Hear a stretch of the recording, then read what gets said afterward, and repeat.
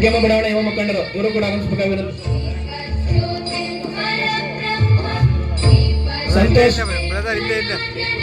ಸಂತೋಷ್ ಜೇಟುವ ಸರ್ಕಾರಿ ನೌಕರರ ಸಂಘದ ಪ್ರಧಾನ ಕಾರ್ಯದರ್ಶಿ ಇವರು ಕೂಡ ಆಗಮಿಸಬೇಕಾಗಿರುವಂತೆ.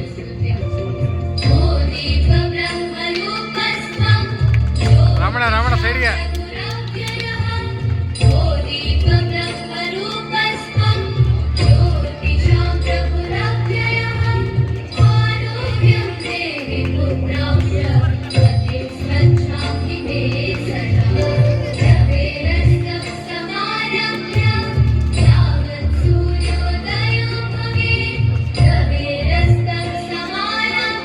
ಲಕ್ಷ್ಮಣ ಶ್ರೀ ದಯವಿಟ್ಟು ಯತ್ನಗಳು ಬರಬೇಕು. ಲಕ್ಷ್ಮಣ ಶ್ರೀ ಯುವ ಮುಖಂಡರು ತಗ್ಗಮ್ಮ ಬಡಾವಣೆ.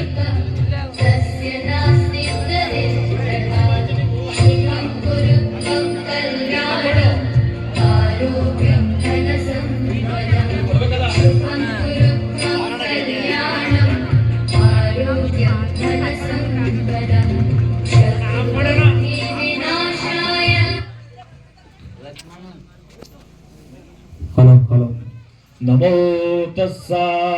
ಎಲ್ಲ ಹಕ್ಕುಗಳನ್ನ ಗಳಿಸ್ಕೊಳ್ಳಿಕ್ಕೆ ಹೋರಾಡದಂತ ಅಂಬೇಡ್ಕರ್ ಅವರು ಸಾಯುವ ದಿನ, ಅವರ ಸಾಯುವಗಳಿಗೆ ಅತ್ಯಂತ ಖುಷಿಯಾಗಿತ್ತ ಅಥವಾ ನೆಮ್ಮದಿಯಾಗಿ ಅವರು ಪ್ರಾಣ ಬಿಟ್ರ, ಅಥವಾ ಅವ್ರ ಕೊನೆ ಗಳಿಗೆಗಳಲ್ಲಿ ನಮ್ಮನ್ನೆಲ್ಲ ಕುರಿತು ಏನನ್ನ ಮಾತಾಡವ್ರೆ ಅನ್ನೋದು ಬಹಳ ಮುಖ್ಯ.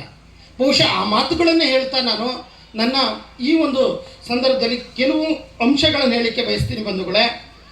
ಅದನ್ನು ನಾನು ಹೇಳಬೇಕಾದ ಬಯಸ್ತಾ ಇರೋದೇನಪ್ಪ ಅಂತಂದರೆ, ಬಾಬಾ ಸಾಹೇಬ್ ಅಂಬೇಡ್ಕರ್ ಅವರ ಜೊತೆಯಲ್ಲಿ ಶಿಷ್ಯನಾಗಿದ್ದಂಥ 35 ವರ್ಷಗಳ ಕಾಲ ಶಿಷ್ಯನಾಗಿದ್ದಂಥ ಶಂಕರಾನಂದ ಶಾಸ್ತ್ರಿ ಅಂತ ಹೇಳಿ ಒಬ್ಬರು the last few year ವಿಸ್ Baba Saheb Ambedkar ಅಂತ ಪುಸ್ತಕ ಬರ್ತಾರೆ.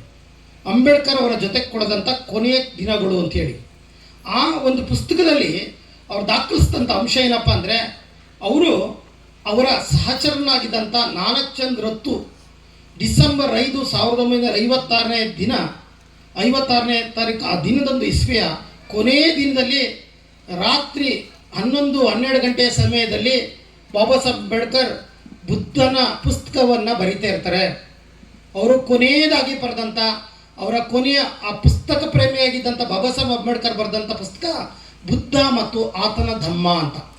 ಈ ಜಗತ್ತಿಗೆ ಕೊನೆಗೂ ಶಾಂತಿ ನೆಮ್ಮದಿಯನ್ನು ಕೊಡ್ತಕ್ಕಂಥ ಒಂದು ಸಿದ್ಧಾಂತ ಯಾರು ಇದ್ದರೆ ಅದು ಬುದ್ಧನ ಸಿದ್ಧಾಂತ ಅಂತ ಬಾಬಾ ಸಾಹೇಬ್ ತಿಳ್ಕೊಂಡಿದ್ರು. ಹಾಗಾಗಿ ಅವರು ಸಾಯುವ ಕೊನೆ ಗಳಿಗೆಯಲ್ಲಿ ಅದಕ್ಕೆ ಒಂದು ಮುನ್ನುಡಿಯನ್ನು ಬರೀತಾ ಇರ್ತಾರೆ. ಆ ಸಂದರ್ಭದಲ್ಲಿ ಅವರು ಅತ್ಯಂತ ದುಃಖ ತಪ್ತರಾಗಿರ್ತಾರೆ, ಜರ್ಜರಿತರಾಗಿರ್ತಾರೆ.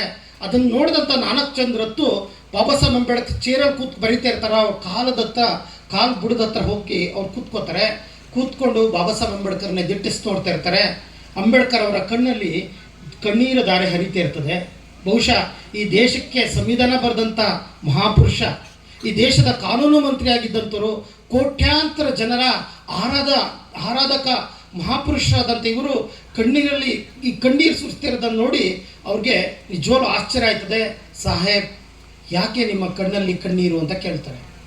ಆಗ ಬಾಬಾ ಸಾಹೇಬ್ ಅಂಬೇಡ್ಕರ್ ಹೇಳಿದಂಥ ಮಾತು, ನಾನು ಅದನ್ನೇ ಓದ್ತೀನಿ, ಕೇಳಿಸ್ಕೊಳ್ಳಿ. ನಾನಕ್ ಚಂದ್, ನನ್ನ ಜನರಿಗೆ ಹೇಳು, ನಾನು ಏನೆಲ್ಲ ಸಾಧಿಸಿದ್ದೇನೋ ಅದನ್ನೆಲ್ಲ ಅಸಂಖ್ಯಾತ ಕಷ್ಟ ಕೋಟಲೆಗಳನ್ನು ಎದುರಿಸುತ್ತಾ ಈ ನನ್ನ ಏಕಾಂಗಿ ಕೈಗಳಿಂದ ನಾನೊಬ್ಬನೇ ಸಾಧಿಸಿದ್ದೇನೆ. ಇನ್ನೊಂದ್ಸರಿ ಹೇಳ್ತೀನಿ, ಕೇಳಿಸ್ಕೊಳ್ಳಿ. ನಾನು ಏನೆಲ್ಲ ಸಾಧಿಸಿದ್ದೇನೋ ಅದನ್ನೆಲ್ಲ ಅಸಂಖ್ಯಾತ ಕಷ್ಟ ಕೋಟೆಗಳನ್ನು ಎದುರಿಸುತ್ತಾ ಈ ನನ್ನ ಏಕಾಂಗಿ ಕೈಗಳಿಂದ ನಾನೊಬ್ಬನೇ ಸಾಧಿಸಿದ್ದೇನೆ.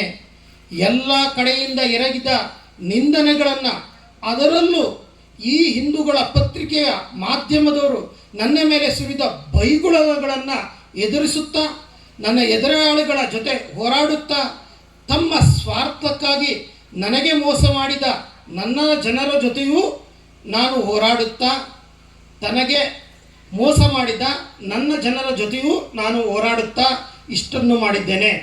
ನನ್ನ ಕೊನೆಯ ಉಸಿರವರೆಗೂ ಈ ದೇಶಕ್ಕಾಗಿ, ಇಲ್ಲಿನ ದಮನಿತರಿಗಾಗಿ ಕೆಲಸ ಮಾಡುತ್ತಲೇ ಇರುತ್ತೇನೆ. ತುಂಬ ಕಷ್ಟಪಟ್ಟು ಈ ಬಂಡಿಯನ್ನು ಇಲ್ಲಿಯವರೆಗೂ ಎಳೆದು ತಂದಿದ್ದೇನೆ. ಈ ಬಂಡಿಯನ್ನು ಮುಂದೊಯ್ಯಲು ಆಗದಿದ್ದರೆ ಕೊನೆಯ ಪಕ್ಷ ಅದು ಈಗ ಎಲ್ಲಿದೆಯೋ ಅಲ್ಲೇ ಇರಲಾದರೂ ಬಿಡಲಿ. ಆದರೆ ಯಾವ ಕಾರಣಕ್ಕೂ ಅವರು ಈ ಬಂಡಿ ಹಿಂದೆ ಹೋಗಲು ಬಿಡದಿರಲಿ. ಇದು ನನ್ನ ಸಂದೇಶ, ಇದು ನನ್ನ ಕೊನೆಯ ಸಂದೇಶ, ಅತ್ಯಂತ ಗಂಭೀರವಾದ ಕೊನೆಯ ಸಂದೇಶ.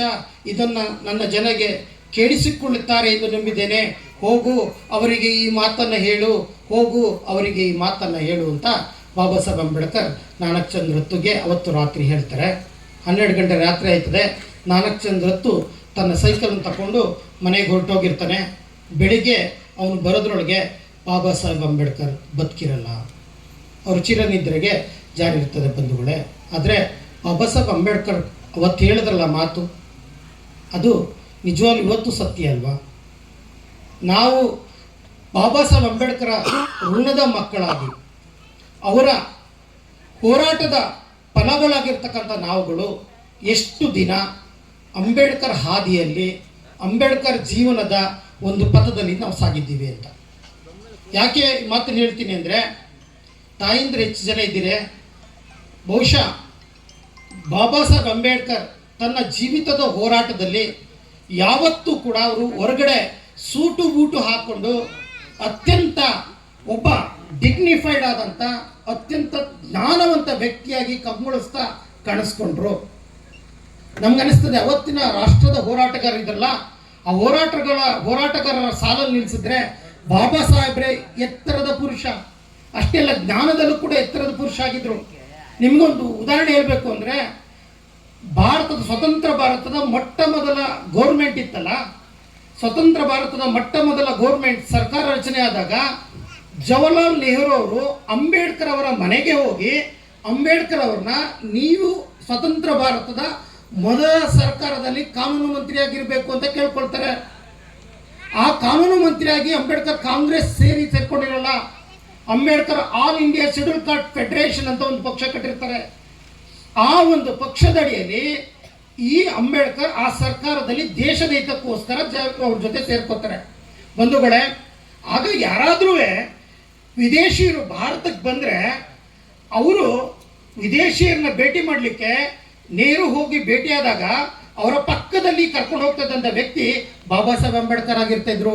ಯಾಕೆಂದರೆ ಆ ದೇಶದ ಇತಿಹಾಸ ಆಗಿರ್ಬೋದು, ನಮ್ಮ ದೇಶದ ಆಗುಹೋಗುಗಳು ಏನು ಬೇಡಿಕೆಗಳಿದು, ಇದನ್ನು ಅತ್ಯಂತ ಕರಾರುವಕ್ಕಾಗಿ ಅತ್ಯಂತ ಚಾಚು ಚಪ್ತನೆ ಅವರ ಮನವರಿಕೆ ಮಾಡ್ಕೊಳ್ಳೋಕ್ಕಂಥ ಶಕ್ತಿ ಇದ್ದಿತ್ತು ಬಾಬಾ ಸಾಹೇಬ್ ಅಂಬೇಡ್ಕರ್ ಅವರಿಗೆ.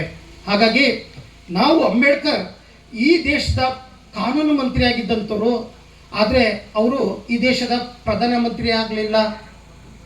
ಈ ದೇಶದ ಪ್ರಧಾನಮಂತ್ರಿ ಆಗಿದ್ದರೆ ಬರೀ ಸಂವಿಧಾನ ಬರೆದಂಥ ಬಾಬಾ ಸಾಹೇಬ್ ಅಂಬೇಡ್ಕರ್ಗೆ ಅಂಥ ಅವಕಾಶ ಆದರೆ ಸಿಕ್ಕಿದ್ರೆ ಬಹುಶಃ ಈ ದೇಶದಲ್ಲಿ ಈ ಇನ್ನೂ ಕೂಡ ಇರ್ತಕ್ಕಂಥ ಜಾತೀಯತೆ ಖಂಡಿತ ಇರ್ತಾ ಇರಲಿಲ್ಲ.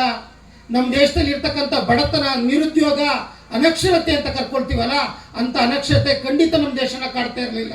ಅವರೇ ಒಂದು ಕಡೆ ಹೇಳ್ತಾರೆ, ಈ ನನ್ನ ಸಂವಿಧಾನವನ್ನು, ನಾನು ಬರೆದಿರ್ತಕ್ಕಂಥ ಸಂವಿಧಾನವನ್ನು ಇಡೀ ಜಗತ್ತಿನ ಎಲ್ಲರೂ ಕೂಡ ಅತ್ಯಂತ ಶ್ರೇಷ್ಠ ಸಂವಿಧಾನ ಅಂತ ಕರೀತಾ ಇದ್ದಾರೆ. ಆದರೆ ಆ ಸಂವಿಧಾನ ಶ್ರೇಷ್ಠ ಅಥವಾ ಕನಿಷ್ಠ ಅಂತ ನಿರ್ಧಾರ ಆಗೋದು ಸಂವಿಧಾನದಲ್ಲಿ ಇರ್ತಕ್ಕಂಥ ಅಂಶಗಳಿಂದಲ್ಲ, ಸಂವಿಧಾನದಲ್ಲಿ ಇರ್ತಕ್ಕಂಥ ಕಾನೂನುಗಳಿಂದಲ್ಲ. ಆ ಸಂವಿಧಾನವನ್ನು ಜಾರಿ ಮಾಡ್ತಕ್ಕಂಥ ಜನ ಶ್ರೇಷ್ಠ ಜನರು ಅಥವಾ ಕನಿಷ್ಠ ಜನರು ಎಂಬುದರ ಮೇಲೆ ಅದು ನಿರ್ಧಾರವಾಗ್ತದೆ ಅಂತ ಬಾಬಾ ಸಾಹೇಬ್ ಅಂಬೇಡ್ಕರ್ ಒಂದು ಕಡೆ ಹೇಳ್ತಾರೆ.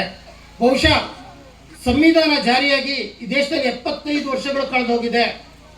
75 ವರ್ಷಗಳು ಕಳೆದೋಗಿದ್ರು ಕೂಡ ಈ ದೇಶದಲ್ಲಿ ಅಂಬೇಡ್ಕರ್ ಕಂಡಂಥ ಕನಸು ನನಸಾಗಿಲ್ಲ ಅಂದರೆ ಆ ಸಂವಿಧಾನವನ್ನು ಜಾರಿ ಮಾಡ್ತಕ್ಕಂಥ ಜಾಗದಲ್ಲಿ ಶ್ರೇಷ್ಠ ಜನರು ಇನ್ನೂ ಕೂಡ ಬಂದಿಲ್ಲ ಅಂತ ನಾವು ಖಂಡಿತ ಈ ಸಂದರ್ಭದಲ್ಲಿ ನೆನೆಸ್ಕೋಬೇಕು ಬಂಧುಗಳೇ. ನಾನು ಯಾಕೆ ಮಾತನ್ನು ಹೇಳ್ತಾ ಇದ್ದೀನಿ ಅಂದರೆ, ತಾಯಂದರು ನೀವು ಅಪಾರ ಸಂಖ್ಯೆಯಲ್ಲಿದ್ದೀರಿ. ಬಾಬಾ ಸಾಹೇಬ್ ಅಂಬೇಡ್ಕರ್ ಹೋರಾಟ ಮಾಡಿದಂಥ ಹೋರಾಟದ ಸಂದರ್ಭದಲ್ಲಿ ಅವರಿಗೆ ಬೆನ್ನೆಲುಬಾಗಿ ನಿಂತಂಥರು ರಮಾಬಾಯಿ ಅಂಬೇಡ್ಕರ್. ಅವರ ಧರ್ಮಪದಿಯಾದ ರಮಾಬಾಯಿ ಅಂಬೇಡ್ಕರ್ ಒಂದು ವೇಳೆ ಅಂಬೇಡ್ಕರ್ಗೆ ಹೆಗಲು ಕೊಟ್ಟು ನಿಲ್ಲಿಲ್ಲ ಅಂದಿದ್ರೆ ಬಹುಶಃ ಬಾಬಾ ಸಾಹೇಬ್ ಅಂಬೇಡ್ಕರ್ ನಮ್ಮ ಕಣ್ಣು ಮುಂದೆ ಸಂವಿಧಾನ ಬರೀತಕ್ಕಂಥ ಎತ್ತರಕ್ಕೆ ಹೋಗ್ಲಿಕ್ಕೆ ಆಗ್ತಾ ಇರ್ತಿಲ್ಲ. ಅವರು ಇಂಗ್ಲೆಂಡಲ್ಲಿ ಹೋಗಿ ಓದಬೇಕಾದ್ರೆ ಅವರ ಮಗ ತೀರೋಗ್ತಾನೆ. ಅವರು ಪ್ರೀತಿಯಿಂದ ಸಾಕಿದ್ದಂಥ ಮಗ ಗಂಗಾಧರ್ ಅಂತ ಮಗ ತೀರೋಗ್ತಾನೆ. ಆ ವಿಚಾರವನ್ನು ಅವರು ತಲುಪಿಸೋದೇ ಇಲ್ಲ. ಎಷ್ಟೋ ದಿನಗಳಾದ ನಂತರ ಅವ್ರಿಗೆ ಈ ರಮಾಬಾಯಿ ಅಂಬೇಡ್ಕರ್ ಕಷ್ಟಪಟ್ಟು ಕೂಲಿ ನಾಲಿ ಮಾಡಿ ಬೆರಣಿ ತಟ್ಟು ಬಂದಂಥ ದುಡ್ಡನ್ನ ಅವ್ರಿಗೆ ಬರೋಡ ಮಹಾರಾಜ ಕೊಡ್ತಿದ್ದಂಥ ಸ್ಕಾಲರ್ಶಿಪ್ ಸಾಕಾಗಲ್ಲ, ವಿದ್ಯಾರ್ಥಿ ವೇತನ